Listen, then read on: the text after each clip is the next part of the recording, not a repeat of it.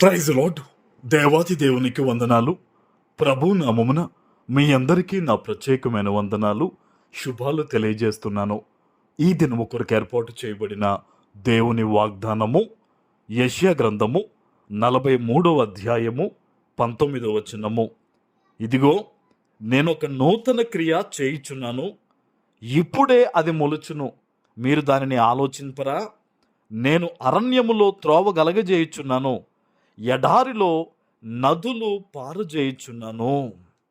దేవుని నామానికి మహిమ కలుగునుగాక. ఈ ఉదయకాల సమయంలో సర్వ సృష్టికర్త అయిన నీ తండ్రి నిన్ను ఆశీర్వదించి గొప్ప వాగ్దానాన్ని నీకు అందిస్తూ ఉన్నారు. హల్లెలూయా. ఆయన అంటూ ఉన్నారు, నూతన క్రియ నీ పట్ల చేయబోతున్నారట. ఆమెన్.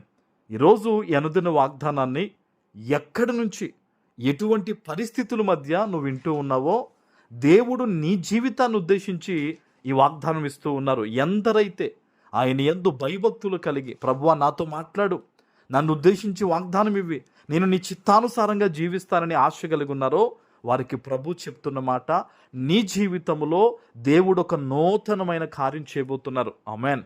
ఆనాడు యెషయా ద్వారా దేవుడి మాట మాట్లాడుతూ ఉన్నారు. వారికి నిరీక్షణ లేదా ప్రజలకి? అయితే నిరీక్షణ లేని వారి జీవితాలను ఉద్దేశించి దేవుడు చెప్తున్నాడు, నూతన క్రియ చేయబోతున్నానని. ఈరోజు నీ జీవితంలో కూడా నీకు అలాంటి నిరాశ ఉందేమో, ఆశలన్నీ వదిలేసుకున్న పరిస్థితుల్లో నువ్వు ఉన్నావేమో. ఇంకా వీళ్ళు మారరు, నన్ను హక్కును చేర్చుకోరు, నా మాట వినరు, నా జీవితం ఇలాగే ఉంటుందని నీ జీవితానికి, నీ పరిస్థితులకి నువ్వు ఒకవేళ లోబడిపోయి నిరాశలో ఉన్నావేమో. నీకు శుభవార్త, దేవుడు నీ పట్ల ఒక నూతన క్రియ చేయబోతున్నారు. ఆయన అంటున్నారు, ఇప్పుడేది మొలుచునో దానిని ఆలోచించరా అని అంటున్నాడు ఆయన. ఎప్పుడో జరగడం కాదట ఆ అద్భుతమైన కార్యము, ఎప్పుడో జరగడం కాదట, ఇప్పుడే జరుగుద్దట. నువ్వు విశ్వాసంతో ప్రార్థన చేయి. ఆయన కునికే దేవుడు, నిద్రపోయే దేవుడు కాదు. ఇశ్రాయేలీయులను కాపాడువాడు, కునుకడు, నిద్రపోడు. కనుక నువ్వు ఇప్పుడు ప్రార్థన చేస్తే గనక ఖచ్చితంగా దేవుడు ఆ ప్రార్థన ఆలకిస్తారు. ఆయన అంటున్నాడు కదా ఆయన శక్తి గురించి, నేను అరణ్యములో త్రోవ కలగజేయుచున్నాను. ఏమండి, ఆనాడు ఇశ్రాయేలీయుల ప్రజలు ఎంత ఘనముగా, ఎంత లక్షల మందిని దేవుడు నడిపించాడండి. సైన్స్ కూడా ఆ రోజు లేని పరిస్థితి, కానీ దేవుడు తన కనికరము చొప్పున, పగలు ఎండ దెబ్బ తగలేదట, వాళ్ళకి చలి దెబ్బ లేదంట, అరణ్యములో వెలుగుగా ఉండి ఆయన ఎంత అద్భుతంగా నడిపించాడు. ఈరోజు నీ జీవితంలో కూడా మార్గము లేదు అని అనుకోకు. దేవుడే నీకు మార్గము, దేవుడే నీకు వెలుగు, దేవుడే సమస్తము. నీ జీవితంలో ఆయన మీద ఆధారపడు.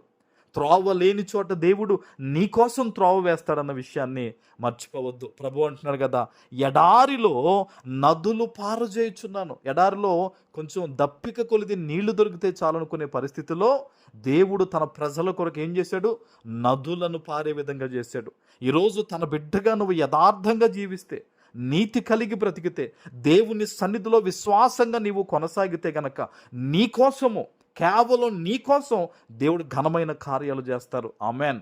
అద్భుత కార్యాలు చేసే దేవుడని మన దేవునికి పేరుంది. కాబట్టి ఈరోజు ఎక్కడి నుంచి ఈ వాగ్దానం వింటున్నావో, ఈ వాగ్దానం ఎత్తిపెట్టి ప్రార్థన చేయి. నేను నమ్ముతున్నాను ప్రభువా, నిన్ను అవిశ్వాసము నాలో ఉండకుండా తీసివేయి, ఈ వాగ్దానం నా పట్ల నెరవేర్చు తండ్రి అని నువ్వు ప్రార్థించు. యేసు నామంలో ఈ వాగ్దానము నీ పట్ల నెరవేరుతుంది. ఆమెన్. ప్రార్థన చేసుకుందాం. పరిశుద్ధుడా, ప్రేమ కలిగిన తండ్రి, మీకు వందనాలు. ఈ ఉదయకాల సమయంలో మీరిచ్చిన ఈ గొప్ప వాగ్దానము ప్రతి బిడ్డ జీవితంలో నెరవేర్చి స్థిరపరచమని యేసు నామమున ప్రార్థిస్తున్నాను తండ్రి. ఆమెన్.